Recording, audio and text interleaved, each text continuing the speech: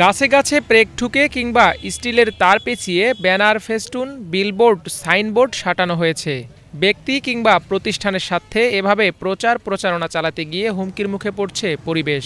এতে মরছে অনেক গাছ, আবার কোনোগুলোতে দেখা দিয়েছে ক্ষতরোগ।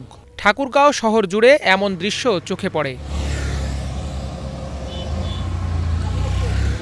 শহরের বাইরেও দেখা মেলে এমন নৃশংসতা, যেন লোহার পেরেক ঠুকে বৃক্ষ নিধনের প্রতিযোগিতায় নেমেছে এক শ্রেণীর মানুষ।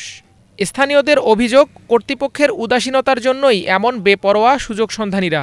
লোহার পেরেকটা যখন গাছের মধ্যে মারে, এই পেরেকের ভিতর দিয়ে আস্তে আস্তে পানি যায়, গাছটাকে পছন্দ ধরার কারণে গাছটা মারা যায়। গাছগুলিতে বিভিন্নভাবে পেরেক মারা হচ্ছে, সাইনবোর্ড মারা হচ্ছে, কিন্তু আইনের কোনো প্রয়োগ হয় না। গাছগুলা এভাবেই নষ্ট হয়ে যায়। পরিবেশ রক্ষায় গাছের ভূমিকা অনিবার্য, আর তাই গাছের প্রতি এমন নিষ্ঠুরতার প্রতিকার চান অনেকে।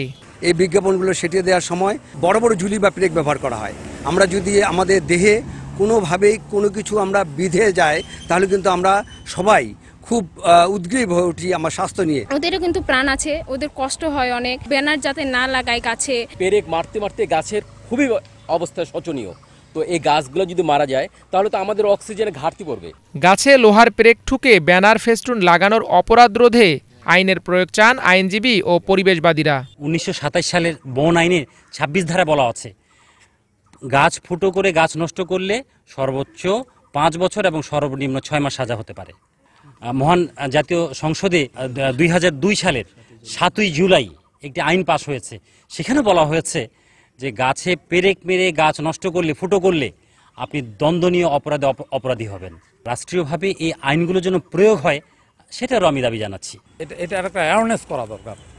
এটা অ্যাওয়ারনেসের জন্য যেমন ঠাকুরগাঁও পৌরসভা তার উদ্যোগে তারা একটা মাইকিং করতে পারে এবং তারা বলতে পারে যে এইগুলা বিলবোর্ড সরায় ফেলেন। আপনি প্রচার করলে কাগজ দিয়ে টাঙ্গায় করেন। যারা নির্বাচন করে এখন যেমন বলা হচ্ছে বোর্ডে দেওয়া যাবে না, আপনাকে ছুতলি দিয়ে টাঙ্গায় দিতে হবে, তা আপনি করলে টাঙ্গায় দেন।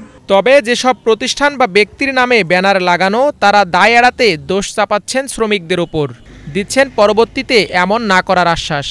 আমরা যখন কাজ করতে দেই বিভিন্ন পার্টি বা বিভিন্ন ইয়াকে, তারাই কিন্তু এই কাজটা করে থাকে। হ্যাঁ, আমরা কোনো সময় চাই না যে একটা গাছের ক্ষতি হোক।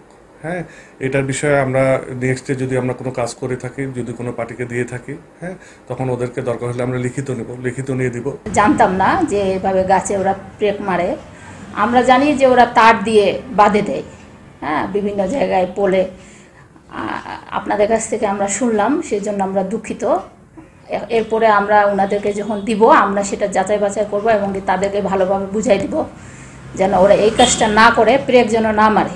বন বিভাগ বলছে এ বিষয়ে আইন আছে, কিন্তু প্রয়োগ নেই। পরিবেশ রক্ষায় সচেতনতার আহ্বান কর্মকর্তাদের।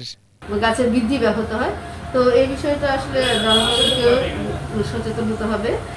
তাছাড়া জাতীয় সংসদে আইন পাশ করা হলেও বাস্তবে এর কোনো প্রয়োগ নেই। তবে আমরা মৌখিকভাবে জনগণকে সচেতন করছি এটা বন্ধ করার জন্য। আমাদের পাশাপাশি আমি মনে করি সকল দপ্তরকে এবং সকল জনসাধারণকে গাছ রক্ষার জন্য এগিয়ে আসতে হবে এবং এগুলো বন্ধ করতে হবে। অনুমোদনহীন সকল ব্যানার, পোস্টার অপসারণের পাশাপাশি কার্যকর পদক্ষেপ নেয়ার আশ্বাস পৌর প্রশাসনের। বিভিন্ন গাছে এই পোস্টার ব্যানারগুলো টানানো আছে, দেওয়ালে আছে। এই পোস্টারগুলো যেগুলো অনুমোদনহীন, সেগুলো আমরা পৌরসভার পক্ষ থেকে দ্রুত অপসারণের ব্যবস্থা করব এবং একই সাথে ভবিষ্যতে যাতে গাছে পেরেক জাতীয় উপাদান প্রবেশ করে গাছের যাতে ক্ষতি না করা হয়। আপনারা জানেন এই পেরেক প্রবেশ করানোর কারণে গাছগুলো মারা যাচ্ছে, ক্ষতিগ্রস্ত হচ্ছে, এদের এই গাছের বৃদ্ধি ব্যাহত হচ্ছে।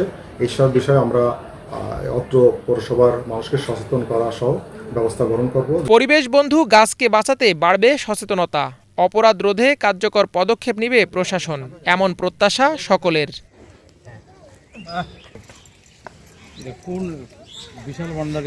Bangla vision news desk.